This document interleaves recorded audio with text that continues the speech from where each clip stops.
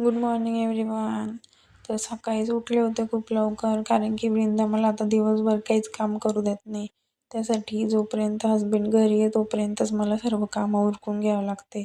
सकाळी उठून लगेचच स्वयंपाक करून घेतला. पहिले किचन आवरलं होतं, त्यानंतर मग आंघोळ करून कपडे पण धुवून घेतले होते. पाऊस चालूच आहे त्यामुळे लवकर कपडे पण वाळत नाही. आता दिवसभर वाळवावं लागतात, रात्रीचे पण फॅन खाली टाकावं लागतात आता कपडे. त्याच्यामध्ये वृंदाचे पण खूप सारे कपडे होते, त्यामुळे मग धुवून काढले तिचे कपडे सर्व. त्यानंतर लगेच चहा बनवून घेतली.